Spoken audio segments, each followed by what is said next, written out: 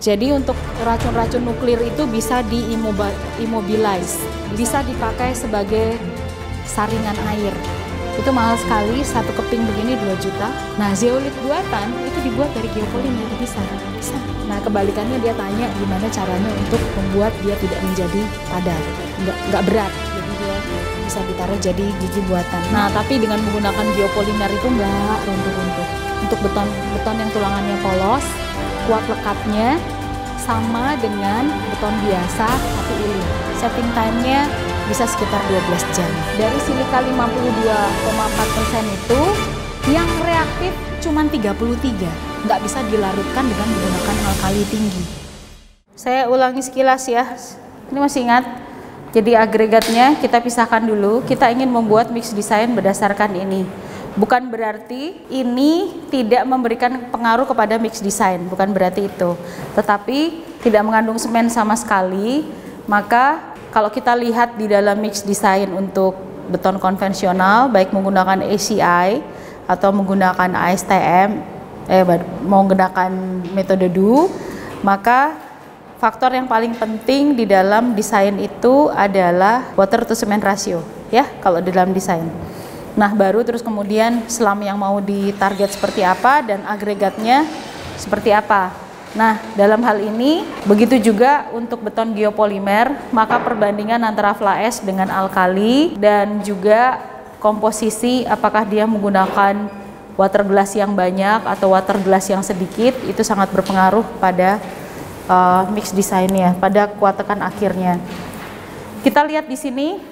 Sekilas saya ulangi sebentar, fly ash yang dipakai sekitar 7 kilo, 7,6 kilo ya, 7,6 kilo dengan perbandingan NaOH di sini dengan Na2SiO3 ini adalah 2,5 nih, ini adalah 2,5 dari alkali natriumnya. Nah, terus kemudian ini adalah hasil uji dari X-ray, XRF. Kita nggak ujikan di ITS. Kemarin kita bawa ke Scovindo. Nah, di sana ada laboratorium yang bisa menguji fly ash. Kemudian dilihat ini adalah unsur-unsurnya, kemudian dihitung oksidanya. Jadi kita lihat di sini terutama karena polisialat, maka yang kita lihat ini dulu. Baru kemudian kita cek CaO-nya. Jika CaO-nya ternyata lebih dari berapa? Nah, maka kita ada warning. Sebetulnya itu mungkin tidak cocok untuk dijadikan ready mix untuk beton geopolimer. Nah, silika dan alumina ini mau kita lihat. Ternyata silika di dalam fly ash itu tidak terlalu reaktif.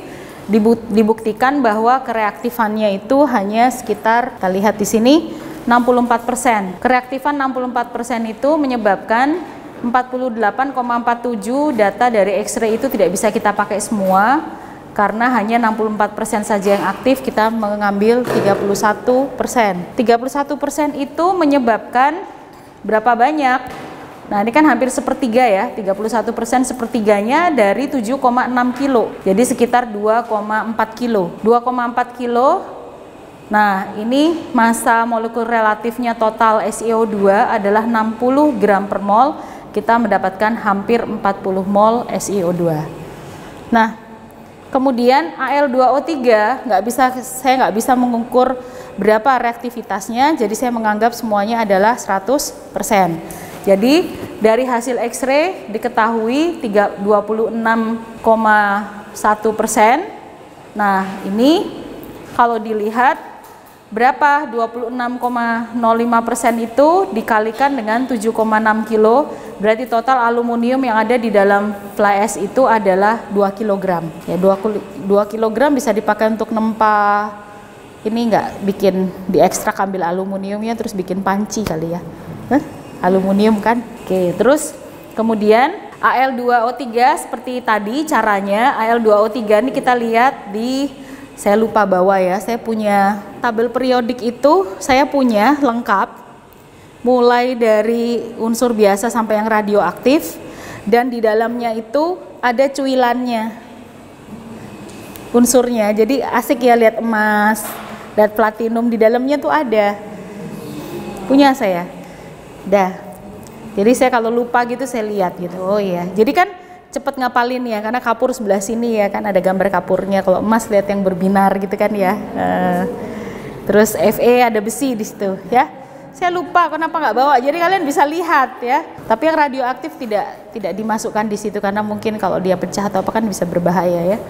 Nah, di situ kita mendapatkan 19,61 mol karena Al2O3 ya, kita lihat antara silika dengan alumina ya, dia logam, dia lebih berat ya daripada silika ya. Kita mendapatkan hampir 20 mol. Saya lanjut. Nah, sekarang ini ya. Ini boleh diabaikan, yang ada di dalam fly ash itu boleh diabaikan karena dia kurang dari 1%. Boleh. Jadi slide ini boleh diabaikan. Toh Na2O yang ada di dalam fly ash itu kecil sekali. Kemudian kalau dikalikan, ini dikalikan dengan jumlah fly ash hanya sekitar 36 gram. Bandingkan tadi aluminium 2 kilo. Ya, aluminium 2 kilo kan gede ya, banyak. Nah, ini kan cuma 36 gram. Boleh diabaikan, tapi boleh juga dihitung.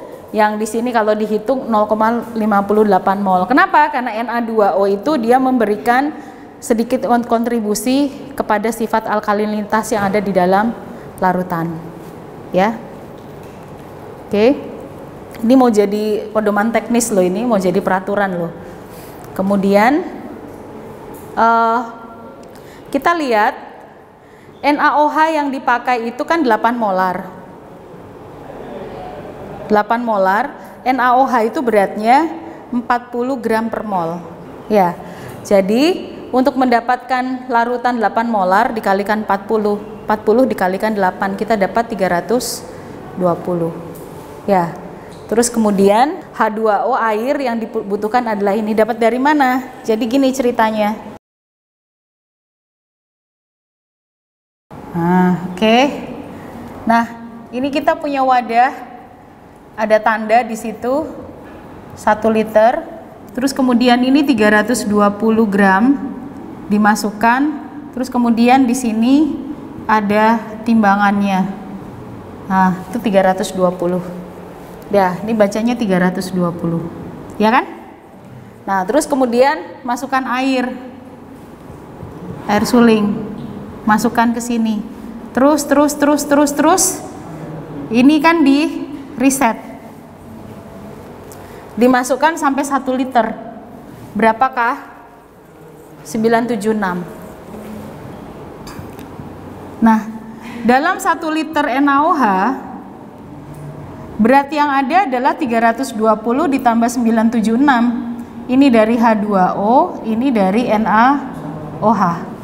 Nah, sehingga di situ kita lihat kalau mau diukur 1296 itu per 1 liter. Jadi kira-kira dia density-nya 1,26 dan 1,29. Nah, ini kalau nggak 8 molar, kamu mau bikin yang lebih pekat 12 molar, ini density-nya nggak segini, lebih tinggi lagi, ya kan? Oke. Terus kemudian ini saya punya tabel sebetulnya. Saya punya tabel yang merepresentasikan begini. Saya punya percobaan mulai dari 1 molar sampai 16 molar. Saya punya tabel berapa air yang diperlukan. Itu.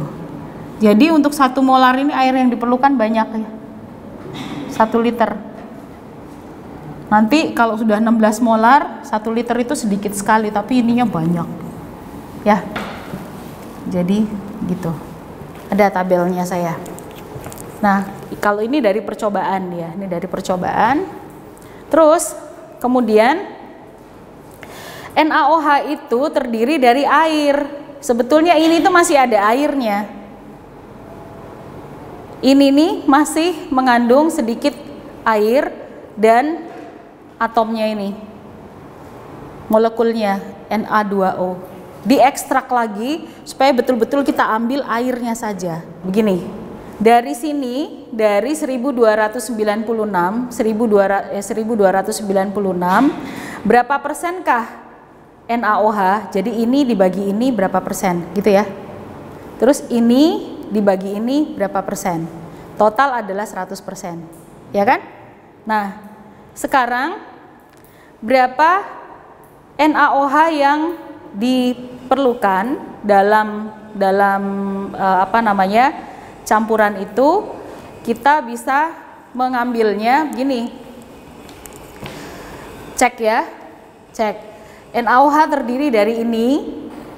Ya, NaOH terdiri dari Na2O dan setengah H2O, ini setengah-setengah, kalau dilihat ini cocok, ya kan? Terus kemudian MR dari NaOH itu adalah 40 gram per mol, kita sudah hitung kemarin. Terus volume dari NaOH itu, karena kita tahu yang digunakan itu adalah ini, dapatnya dari mana? Requirement tadi, dia memerlukan fly ash berapa gitu kan? Fly ash-nya berapa, NaOH-nya berapa, Na2SiO3. Saya kembalikan ya. Saya kembalikan ke slide nomor berapa tuh? Inikah? Depannya lagi. Inikah? Ya. Yang dia pakai fly ash-nya itu 76 18 78,1 gram. Terus NaOH-nya 1 kilo ya. Terus kemudian 2 kilo.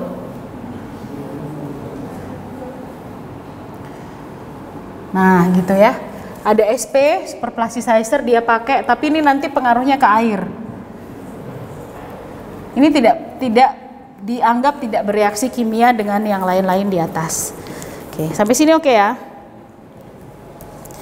Nah, sehingga ini ya, sehingga angka ini dapatnya dari mana? Dapatnya itu yang dipakai sama dia. Ya, dipakai. Jadi sebetulnya berapa mili NaOH-nya? Nah, ini kan ada berat jenisnya, gram per mili. Dan ini adalah berapa gram yang dipakai larutan. Berarti NaOH-nya itu berapa mili? Karena berarti sisanya adalah air. Ya, NaOH-nya berapa mili dia? Sisanya adalah air. Mol NaOH adalah berapa mili ini dikalikan dengan 8 molar yang dipakai adalah 7,29. Terus massa dari NaOH ini adalah berapa mol yang dipakai dikalikan dengan MR-nya NaOH, kita dapat ini. MR-nya kita dapat massa dari NaOH-nya. Terus kemudian karena kenapa? Itu 320 itu akan menghasilkan 1296 gram. Padahal nggak segini yang dipakai, paham ya? Yang dipakai nggak segini, yang dipakai adalah segini, ya. 1 liter, kalau kalian bikin 1 liter, dapatnya adalah ini gram. Padahal yang dipakai dalam campurannya dia cuma segini. Berarti sebetulnya berapa banyak? Ini kan 8 molar ya. Nah, 8 molar ini kan berarti NaOH yang padat ditambah air. Nah, gini. Nah, ini nih berapa? Ini berapa? Percobaannya adalah ini. Berarti kan kalau segini NaOH-nya adalah segini, airnya adalah segini. Tapi kalau segini NaOH-nya berapa, airnya berapa, gitu loh maksudnya ya. Oke, jadi NaOH-nya nggak sampai 320. Nah, airnya nggak sampai 976. Nih, nggak sampai segini. Karena dia nggak pakai semuanya gitu. Ya. Oke, sehingga seperti itu. Sampai sini jelas ya? 8 molarnya dipilih dari mana? Karena untuk struktur sipil yang direkomendasikan 8 sampai, saya tidak terlalu merekomendasikan 16, biasanya 14, karena 16 itu terlalu korosif. Kena tangan kamu tuh bisa gatal, dan kalau ada luka sedikit saja, aduh, sakitnya tuh indah banget. Mantep. Ada dikit aja luka gitu terus kena, aduh rasanya tuh kayak digigit, aduh bukan semut ya, kepiting tahu, sakit banget ya. Sampai sini jelas ya? Oke, kebetulan yang dipakai nggak pas 1296. Kebetulan yang dipakai di bawah itu. Kalau yang dipakai di atas itu tetap harus dihitung berapa dia, berapa dan berapa ya. Oke. Jadi untuk bikin 8 molar ataukah untuk bikin, nah pertanyaannya kenapa 8 molar? Karena dipilih 8 molar.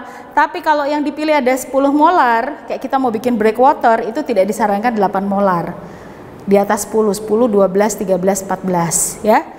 Nah, kalau yang dipilih adalah 14, berarti ini 14 kali 40. 560 ya? 560 gram. Nah, ini berarti bikin lagi baru. Nah, 560, terus 1 liternya berapa? Hitung-hitungannya nggak gini.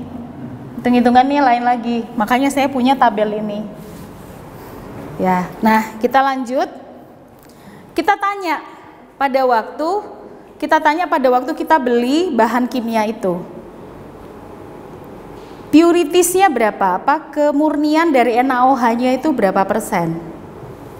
Ya, ternyata 98% katanya. Berarti sisanya kemungkinan air, kelembapan. Sisanya adalah air. Jadi kalau kita nggak yakin, kita beli terus kita oven sampai sampai 24 jam kita oven.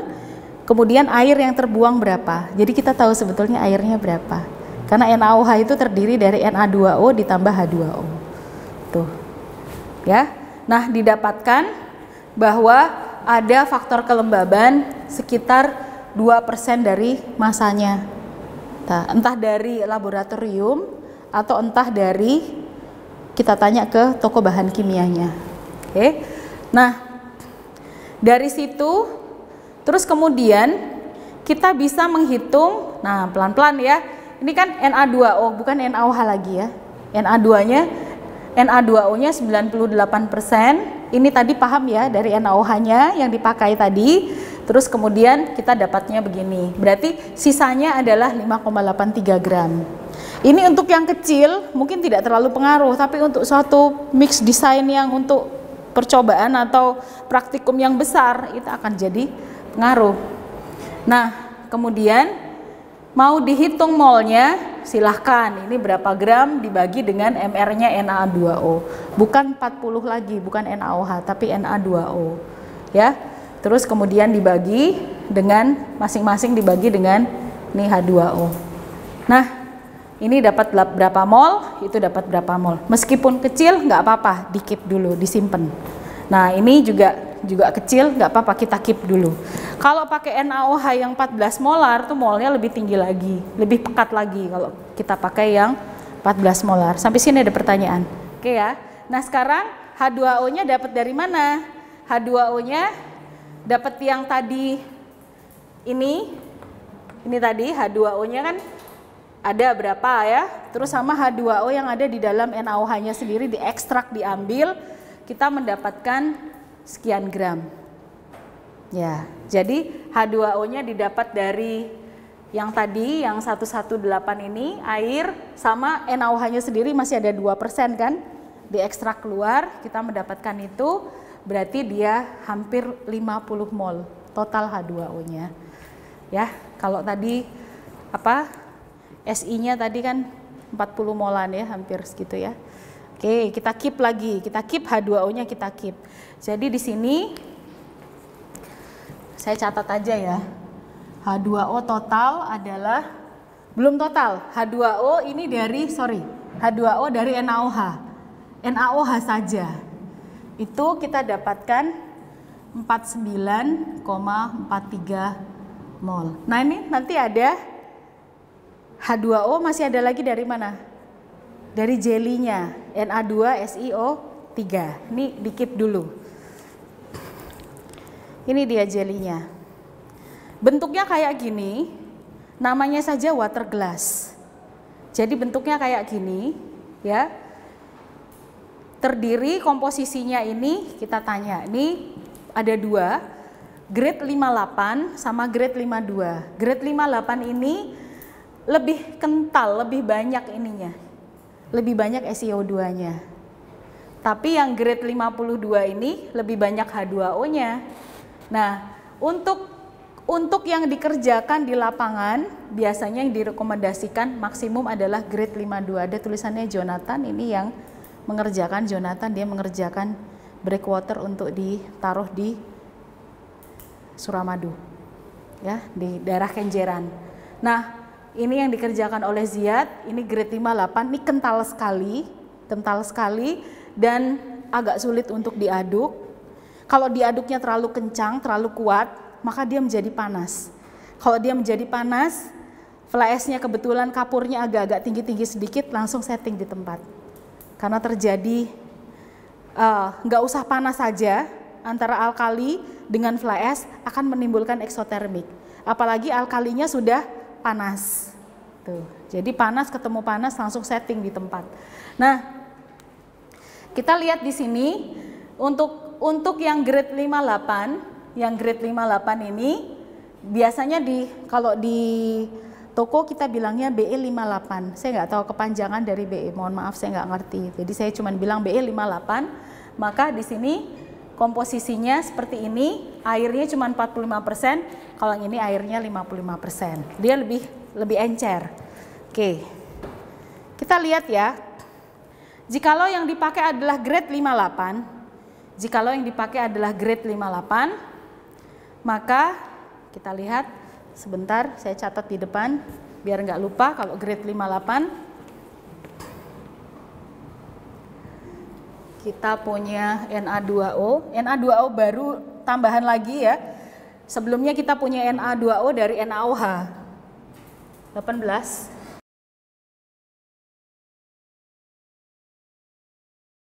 Dan ada air sebagai pelarut. Jika ternyata yang dipakai adalah 58. Oke. Jadi saya lanjutkan. Nah, kita ambil dulu satu-satu karena dia Na2SiO3 itu mengandung SiO2, Na2O, dan H2O. Kita ambil urut dari depan, kita ambil SiO2-nya karena mau digabungkan dengan SiO2-nya dari fly ash.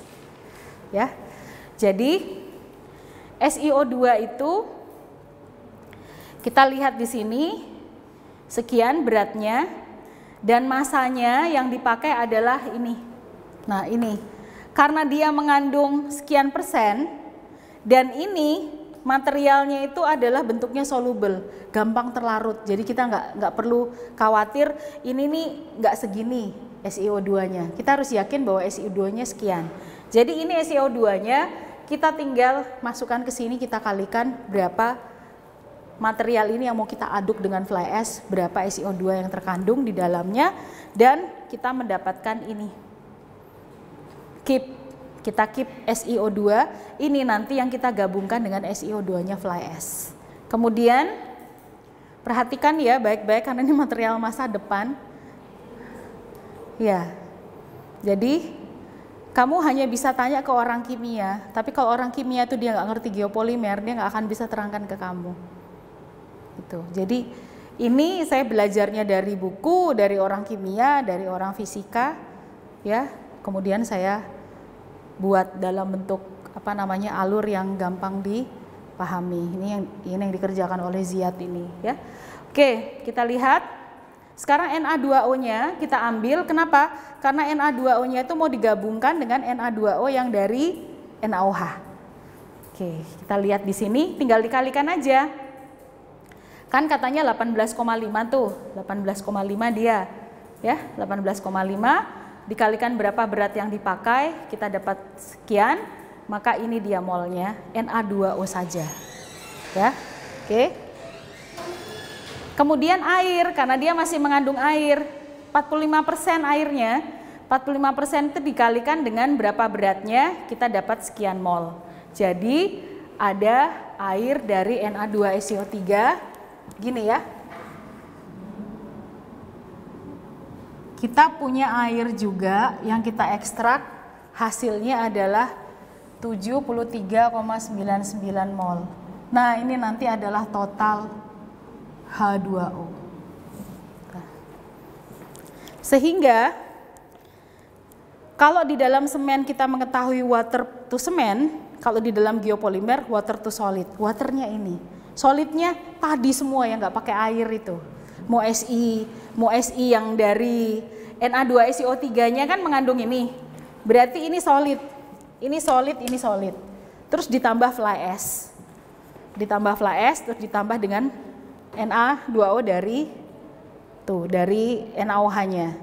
Nah, jikalau kita menggunakan SP, kita tambahkan apakah SP itu dia mengandung air. Kalau dia mengandung air, berapa gram SP itu dia mengandung air.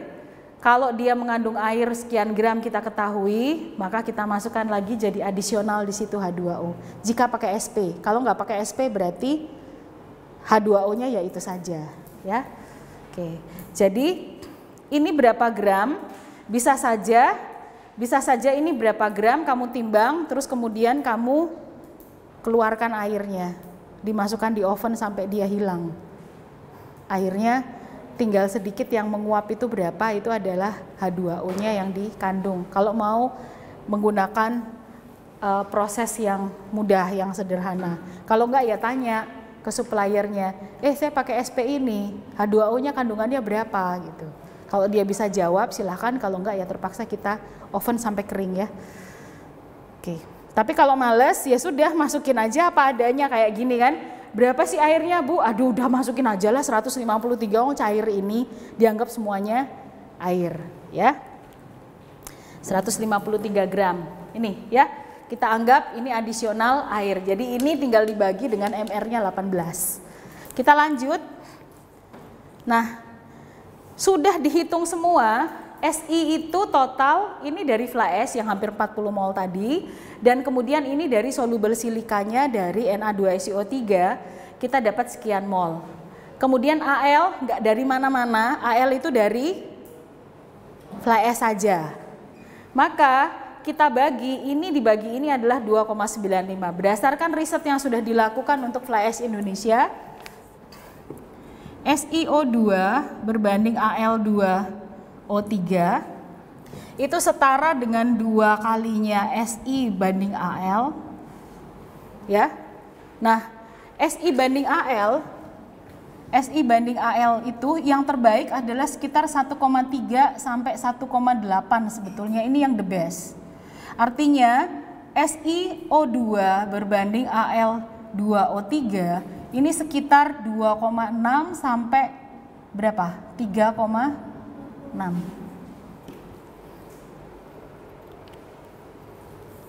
Nah, itu yang terbaik yang kita pernah kerjakan.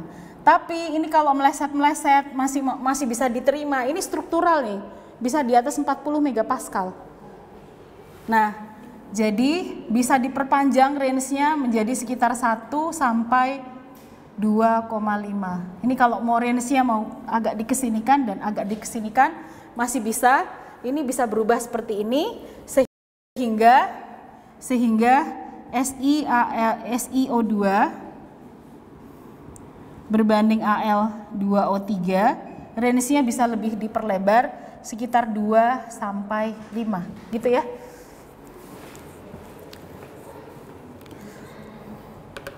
Nah, ini dia sekitar 3. Nah, ini sekitar 3. Dan perlu diketahui, ini tanpa dilakukan steam, tanpa dilakukan curing yang aneh-aneh, ini kuat tekannya sudah sekitar 55 megapascal di umur 28 hari. Dan kalau dilakukan steam, kuat tekannya bisa hampir 90 megapascal. Ini. Yang ini ya, komposisi yang ini. Artinya mix design, karena ini adalah mix desainnya adalah polisialat. Kita membuat binder yang terdiri dari silika dan alumina. Jadi silikanya nggak boleh berlebihan, nggak boleh kurang. Kalau berlebihan kuat tekannya turun. Kalau kurang kuat tekannya nggak nututi. Apalagi alkalinya juga rendah sekali.